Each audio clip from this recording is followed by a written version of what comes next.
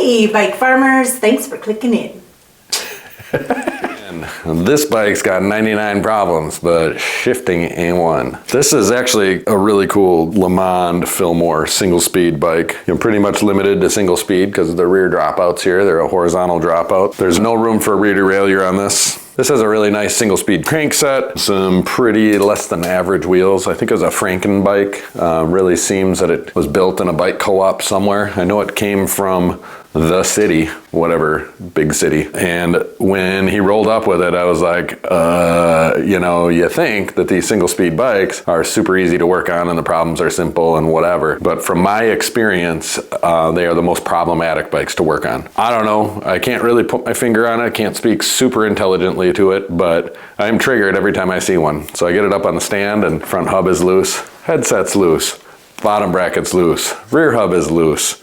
I brought it in because the chain was super loose. I was able to pull the rear wheel back and adjust the chain tension a little bit. He thought it was stretched out. It's really not that bad, but it is on the edge, and we're gonna replace so much on this bike. He's worn through this rear tire. The front one still looks pretty good. He's a bigger guy. You can see it's a huge bike, so that makes a lot of sense. A lot of weight on that rear tire. And then these tires are pretty skinny for what he's doing. I mean, it's okay to ride skinny tires around on streets, but he's moved back home to the small town, and so he's looking for something a little wider, maybe a little more appropriate for the Glacial Drumlin Trail. So I found some used tires that I think are good for that. I found a used bottom bracket for him. I'm gonna replace as many of these parts with used parts, and I think it's the right thing to do for the bike. You know, just get it going because it is a commuter bike. It is made to be ridden hard and put away wet. I expect to run into all kinds of stupid snags, and this one's gonna get the works. New tires, overhaul hubs, new bottom bracket, maybe a new headset or just the bearings. I don't know, we're gonna open it up and take a look. So it's pretty intensive. The only thing you're not gonna see is how it shifts, because it doesn't. Pour yourself a drink, kick back, relax, and let's get started.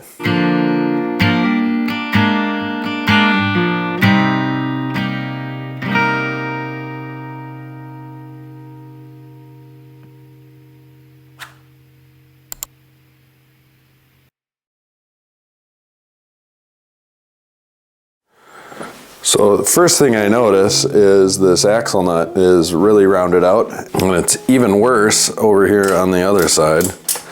So my wrench doesn't really want to fit.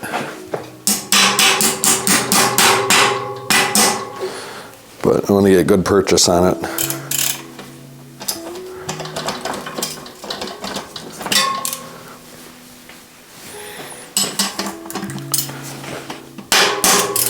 I don't want to make it worse.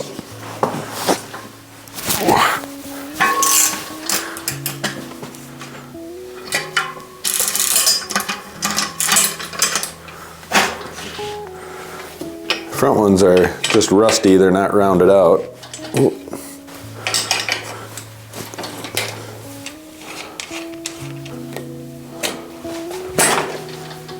So the chain was just measuring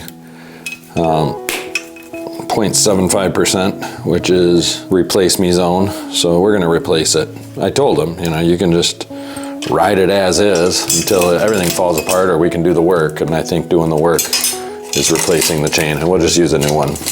Got ourselves a Truvative left side crank and a Bontrager right side crank. Ooh, that was tight. Man, that is crunchy.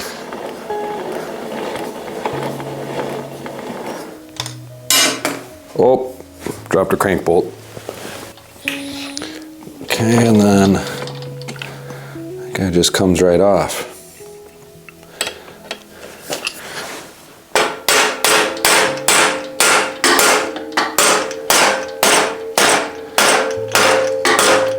Yikes. And so it begins. I'm not exactly sure the best way to go about this. There we go. That worked pretty good.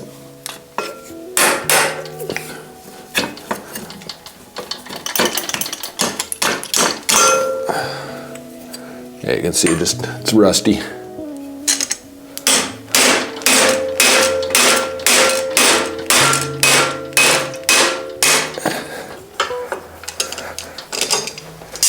That was on there good and tight.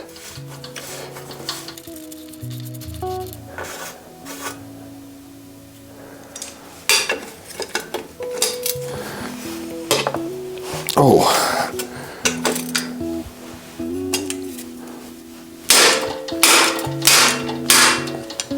There we go.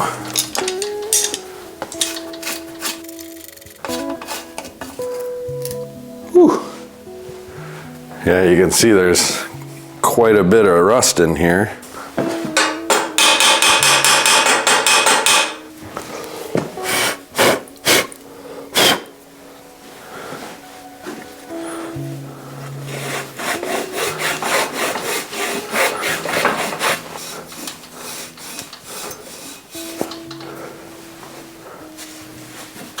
You get a little nozzle in this down tube here.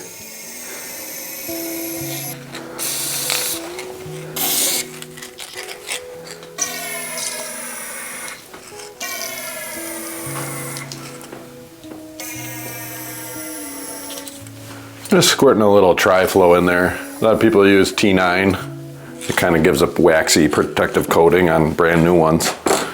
But I don't know how much. It's not like we're saving anything. Might help a little.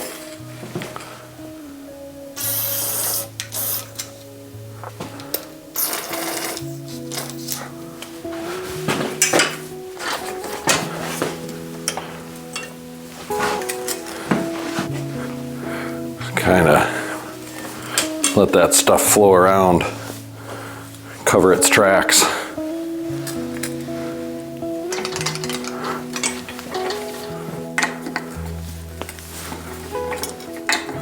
Take this headset apart here. Yeah, everything's bone dry. You know, these bikes are left outside.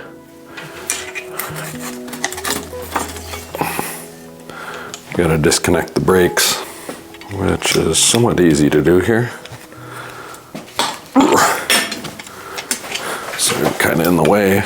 Let's see here, come on. Easier said than done. If I had a pliers.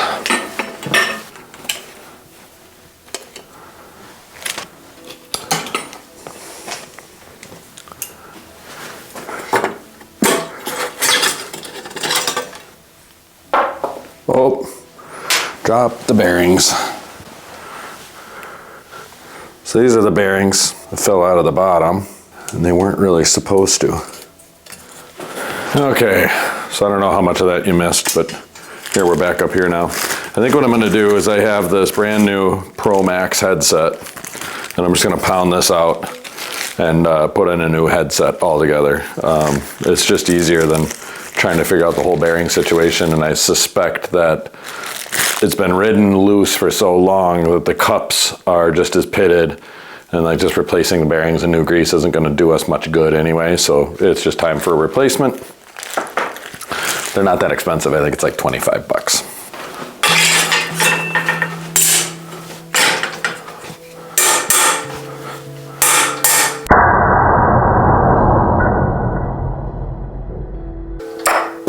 Yeah.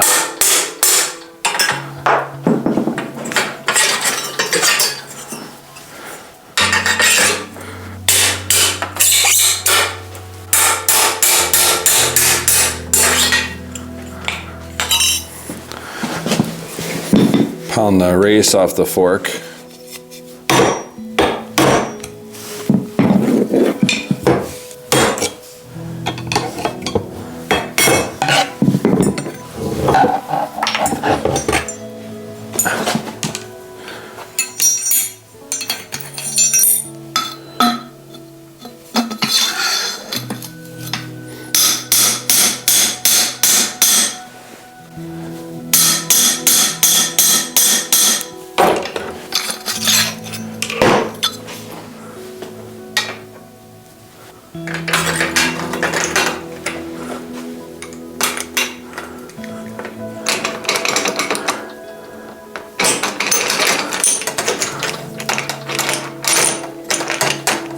Oh, this tool sucks. I don't know where my other one is. Oh, what's wrong with this tool?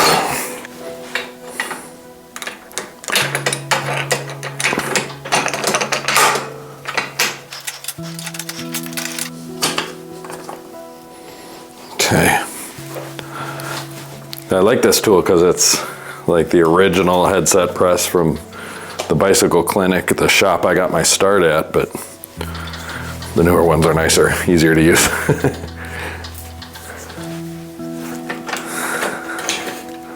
This is old school park tool.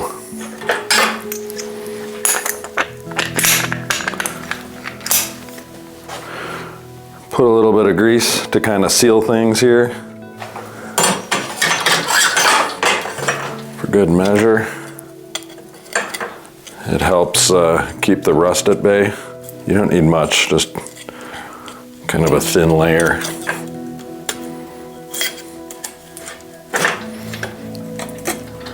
I don't know how that's gonna look.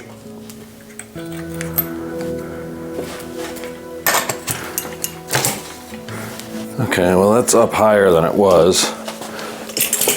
And this really isn't the right part, that spacer there. I think I'll go find another black spacer.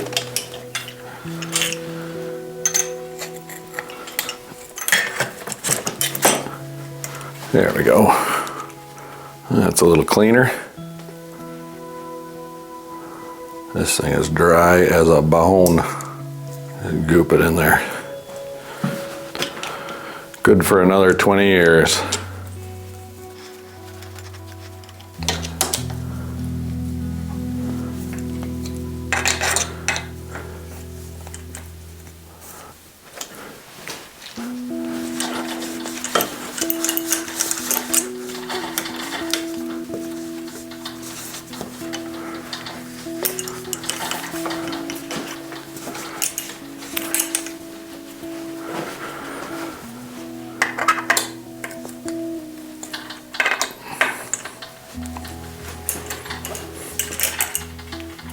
Way more better, hey.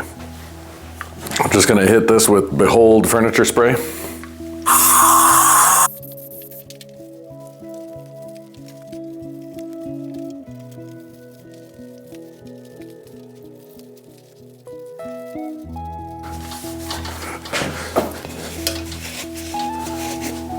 So this bottom bracket shell really cleaned up well. Get some grease on them threads there, hey.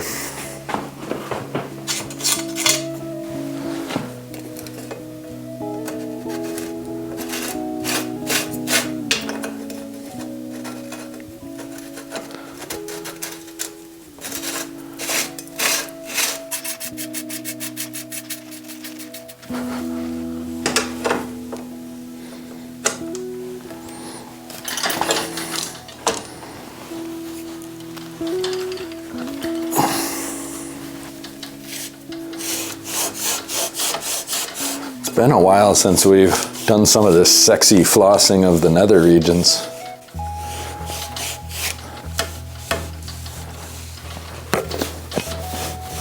It's pretty hot, huh? All right, up here on the crank, take some Dawn Power Wash and kind of go nuts on things.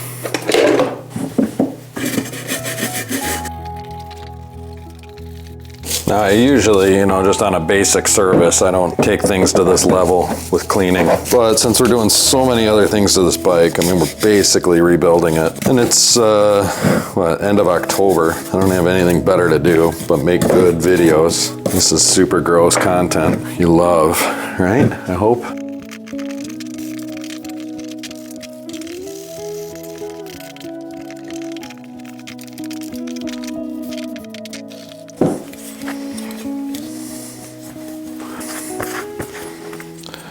We had troubles pounding this out before from lack of grease. Let's see what we can do to prevent that from happening again.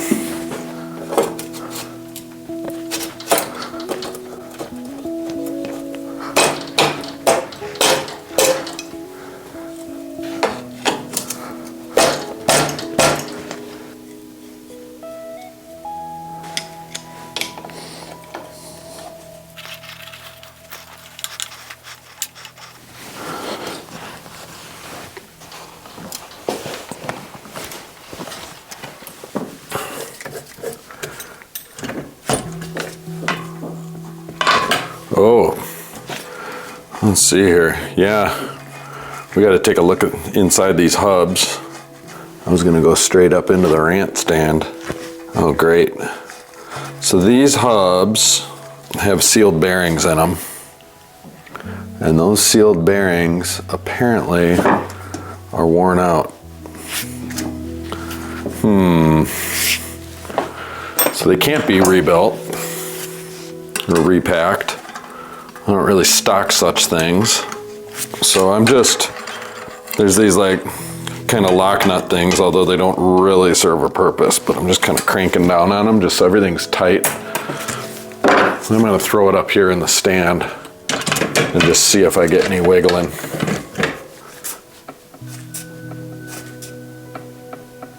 Can't tell if that's the stand or the wheel. I mean, that's pretty good.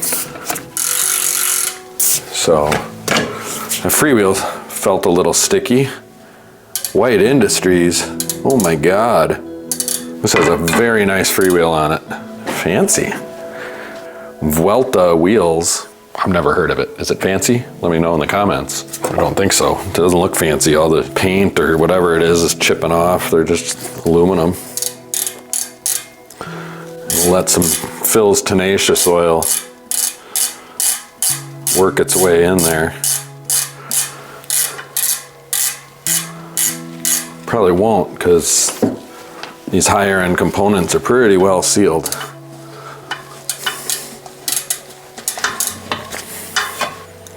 Get some through the back. Squeeze. Agitate, let gravity help out. So many more clicks than the cheapo ones. They're just like your basic Shimano ones that aren't really cheapo. They're good quality, but that's pretty good stuff. You know, Franken bikes, right? Never know what you're gonna come across.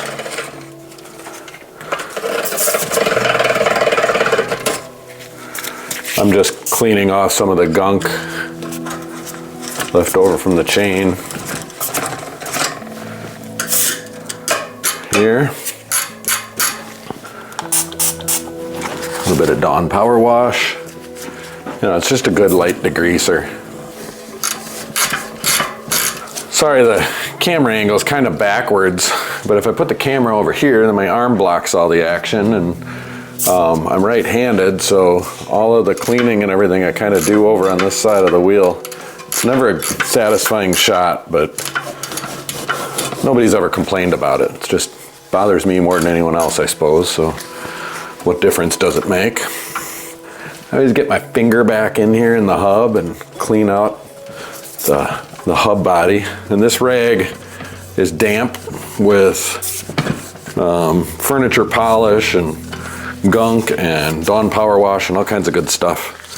And it just kind of works as like a tack cloth to get this kind of filmy dust off the black spokes, and it just shines them up. I go through every single spoke. Regular viewers of the channel know that this has now become known as the rant stand, where I express some opinions. And I'm making this video the morning after I put out a risky video expressing my own personal political viewpoints and beliefs regarding the upcoming upcoming collection of our souls, otherwise known as a presidential election in the United States. It's been 13 hours, and I think I've lost about 150 subscribers. However, what I didn't expect, and I expected that, you know, I totally did. I knew that this would be the first video that I posted in a year that did not earn me subscribers. I knew that I would lose subscribers, and I didn't care just because I feel like it's important, so I put the video out. And, you know, if my personal beliefs are going to offend you, or you aren't the kind of person that can disagree with someone or understand that they think differently than you, and, you know, or you think that I'm an enemy or whatever and don't want to watch, that's fine. You know, go. Click out. Go. See ya. You know, no big deal.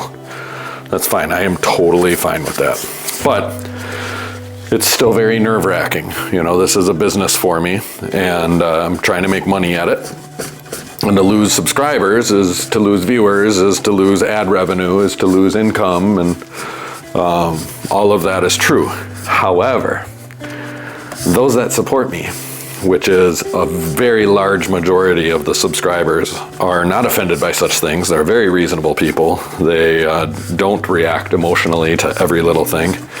And some of them understand, like, this was risky for me. You know, I'm a little uncomfortable. It's a tough morning for me. I don't feel the best about things just because it's like, it's hard to get beat up in the comments like that. But they've been sending super thanks, and I'm up $250, $300 in like overnight. It's crazy, which is a lot. You know, it's a lot, like a huge part of my next month's paycheck. So I'm eternally grateful. And I've received a lot of good feedback in the comments. I've also received a lot of terrible feedback in the comments, and I hide a lot of people. Now, my rule is that if you come at me personally or accuse me of something that isn't true or misinterpret what I say or make it about you for whatever reason, when you project your own insecurities on me as if I've done something to you, I just hide you. You relinquish at that point. If you make it personal, you relinquish your right to comment on my channel. I can control that. I get to control that. It's not censorship. Government isn't forcing this. This is me picking and choosing my friends, essentially. It's who I want to hang out with in the comments. I love getting corrected or feedback or learning something new. But if you are calling me names or saying I'm ripping people off or, you know, saying I'm being dishonest or don't think I should be making money this way or whatever, I just hide you, because I don't have time for that, and I don't think my regular viewers do either. So that's my clear stance. My boundary is set. So I didn't hide anybody because they disagree with me. I did it because they were mean to me, and I don't like mean people. I don't like assholes. If you're an asshole, you're out. That's all there is to it. So I just wanted to clear that up. That's today's rant, is just that we get to set our own boundaries.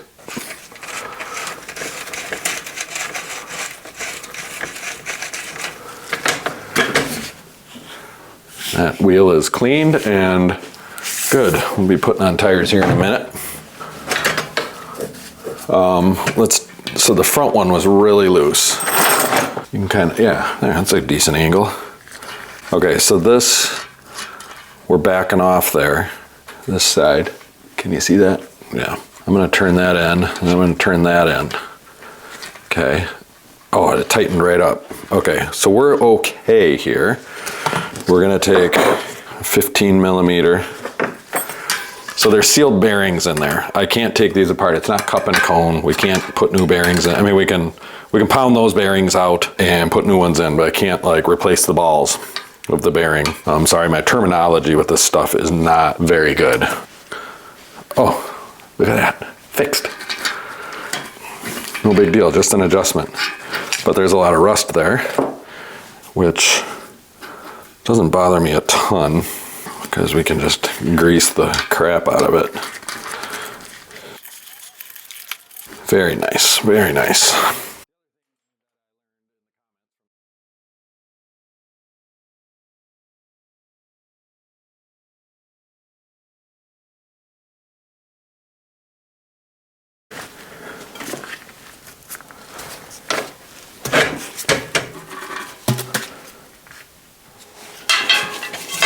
All right, let's talk tires.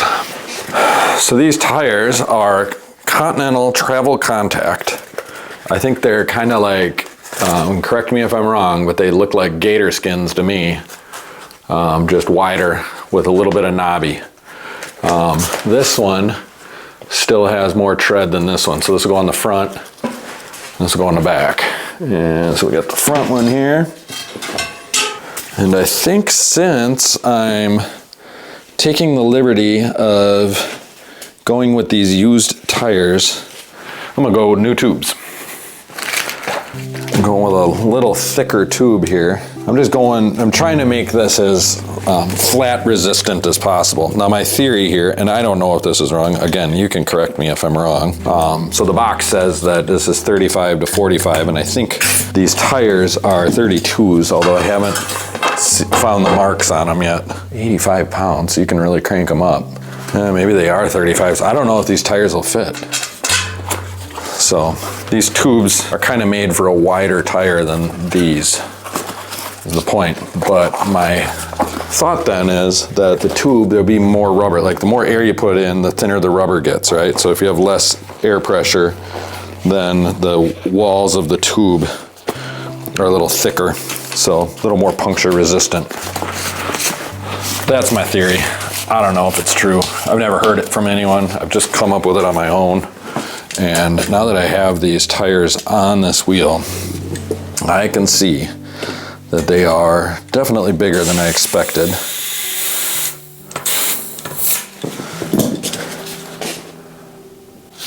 And we got a pretty bad schmutzy boo-boo on the side. So I will be throwing these tires away. Now I'm running out of these Michelin ProTech tires.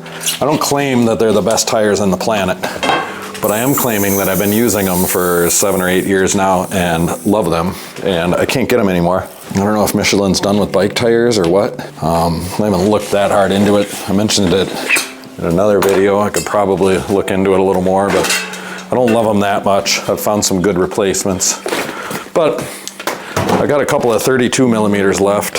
So here we go. Let's put them on this bike.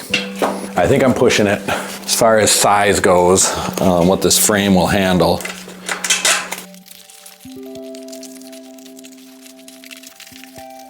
Oh. And I just lost my glove. I'm out of gloves. I've been limping these along. I get more. I always forget. Harbor Freight. I got one like 15 minutes away. It's hardly worth a special trip. Oh, boop.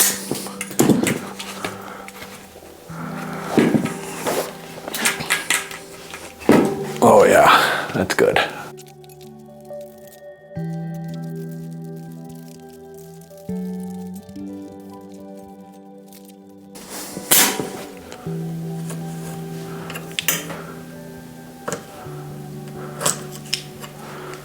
Okay, and these have a left and a right.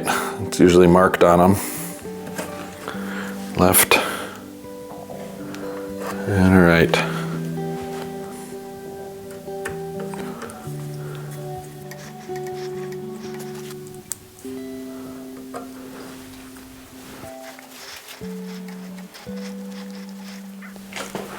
All right, good as new.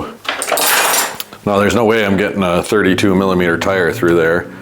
And so this is how these brakes, they open up to allow the tire through and then they close. I mean, it's probably not gonna work with a 32 millimeter, but I'm just gonna loosen the cable all the way, open that up, and then I'm gonna back that barrel adjuster out a bunch. Okay, so now we can, I'll show you in a minute how hopefully we can create enough gap there for the 32 millimeter tires. This is one step that I'm using. Can you see that? Yeah, one step by finish line. It's a cleaner and lubricant in one. So this is like rubbing on itself, which really shouldn't be the case. Maybe I can separate it with a screwdriver, a little manual force here. You're gonna see what's rubbing. It's rubbing down here.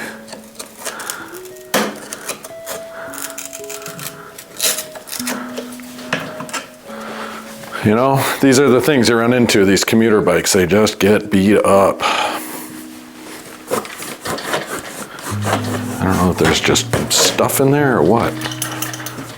It's stuff, it's not good stuff, it's bad stuff. All right.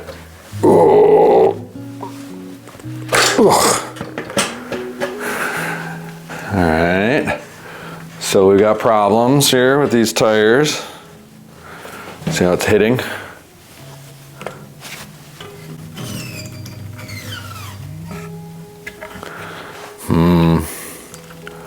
That's a tough call. There's just barely enough room for these tires.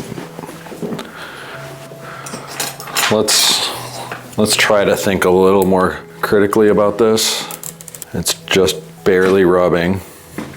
Okay, I'll adjust the brakes so I can get it to clear.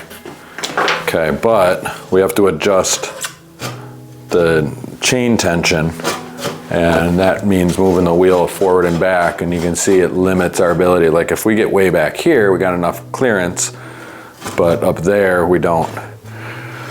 I think these tires are too big.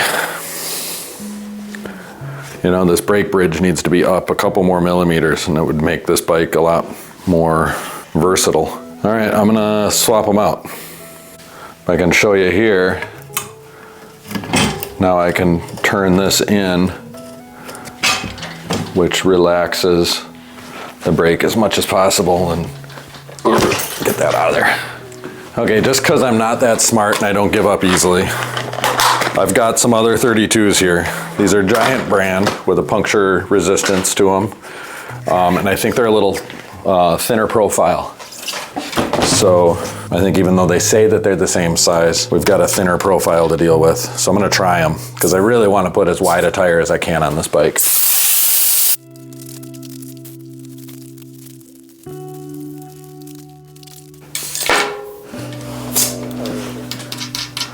Okay, just by eyeballing it, it does look to be quite a much skinnier tire. Like, doesn't plump out as much.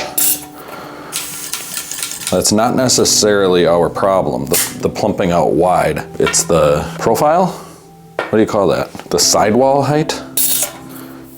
Let's see what we get here. Yeah, so it goes in between the pads way easier.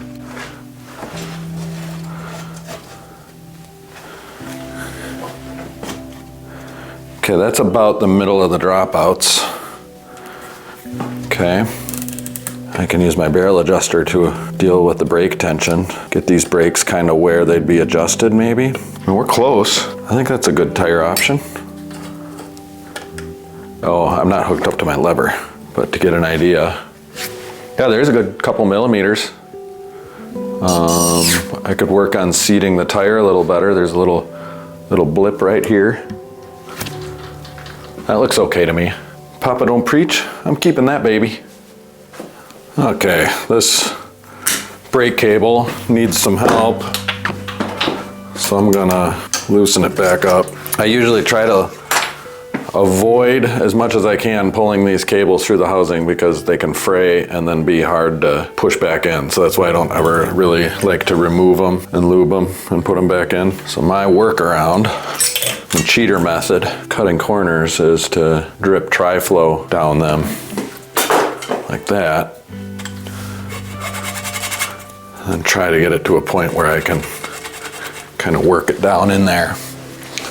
And then once you get a little in there, it wicks its way through the rest of the cable.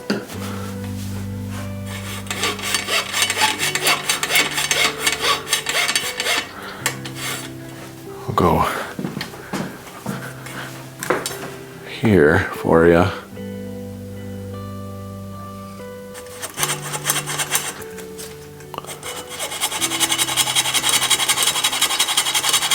Alright, and then, like, how does it go now?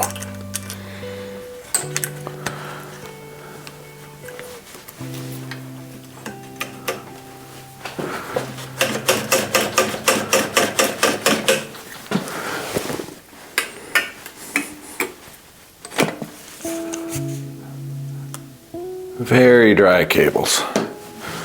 This is gonna help a ton. Just getting a little bit of lube in there. You know, a couple strategically placed drops of tri-flow goes a long way.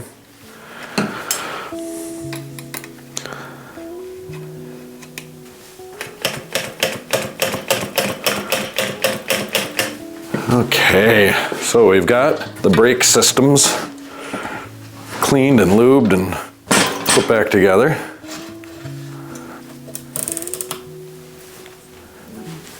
I'm gonna back this adjuster out a bit and then loosening my anchor bolt, pinching my caliper, pulling my cable tight, tightening my anchor bolt, and that's going to be really close to a perfect adjustment.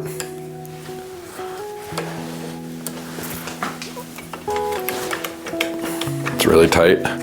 So then I can turn the barrel adjuster in, and let's find our happy home. Okay, I gotta let a little bit of cable out.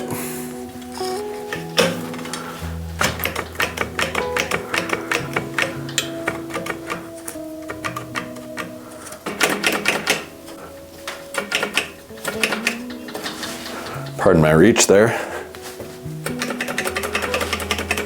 That feels pretty good. All right, let's get a chain on this thing.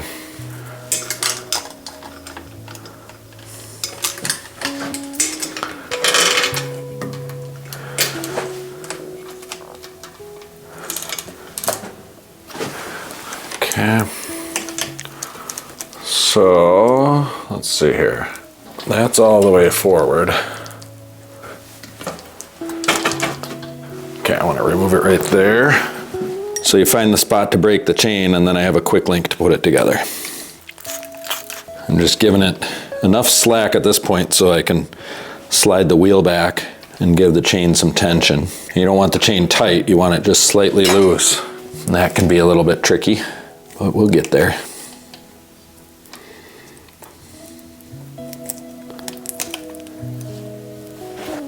All right, see how that works? Whoop. So I'm going tight right now in this spot. Okay, and what I'm looking at when I'm back behind the bike, I'm looking at the gap where the tire and the frame, okay? So right now it's a little bit closer to you than it is to me, and I'm just gonna kinda reach my hand down here. I'm just pulling the tire over just a little bit, just to center it. And then, okay, so just like this, the chain's tight, okay? I have this bolt tight, or this nut tight. Okay, I'm gonna pull the wheel over just a little bit, and then I'm gonna tighten down the drive side axle nut. Okay, and that centers the wheel in the frame. I'm gonna check up by the brake to make sure that's cool. I like to find the loosest spot of the chain and just kind of see how much wiggle you have. That's pretty good. And then find the tightest spot. And that's pretty tight. I'm okay with that. I think that's a really good adjustment. You know, it helps to have a good quality chainring and a good quality freewheel. Like that helps a lot. A lot of the cheaper bikes, you'll see a lot more differential in that slack because those systems just aren't round.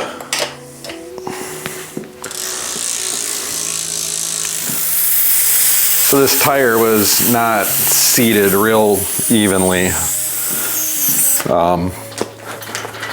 So sometimes you just kind of gotta let some air out, massage things like this, and let it find its happy home again.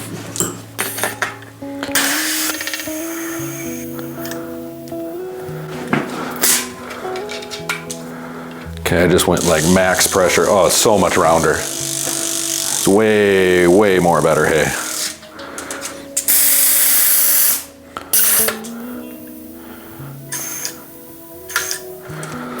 I put in 75 pounds. I don't know what these are rated at. 85 pounds per square inch for you insufferable engineers out there. You gotta do these front pads too.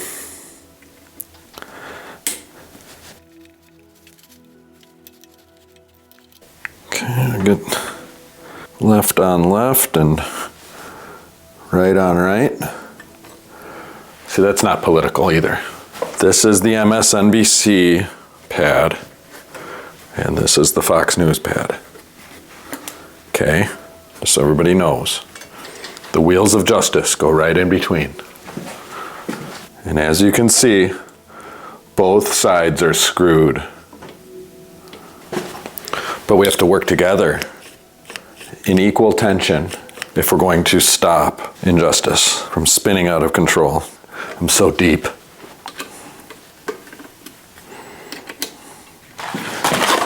I gotta swap this front tire too. Tires gotta match. It's too bad, I love these Protecs. They were my first choice, but these giant tires, these flat guard black belts aren't bad.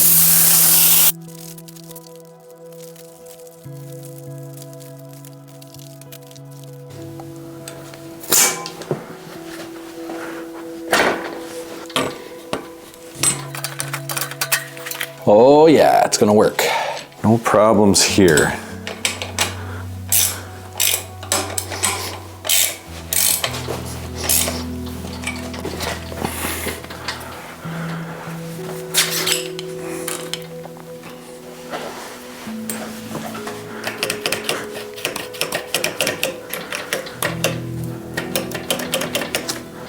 Oh wow. So there's nothing to check with the drivetrain, you know, shifting and whatever, and the brakes work. But my number one way of testing these bikes is to bounce them. So when we got this bike, because the headset was loose, both hubs were loose, and the bottom bracket was loose, when we bounced it, it rattled. We go brrr, and this should just go thrum. Yeah. I mean, it is way, way more better, hey. I mean, that's the stuff. Really, the only other thing I gotta do is replace these gooey, gross grips, which we cut off the old ones. I don't understand how people don't care about grips that are sliding off and get all gooey and gross. Like, it's the first thing I notice. I have such a little amount of hairspray left.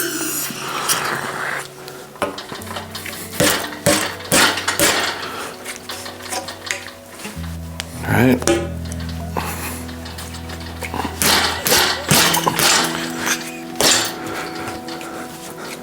So these are giant comfort ergonomic grips. They're like $10 and I just love them. I think they're super comfortable, crazy durable. Put them on a lot of bikes.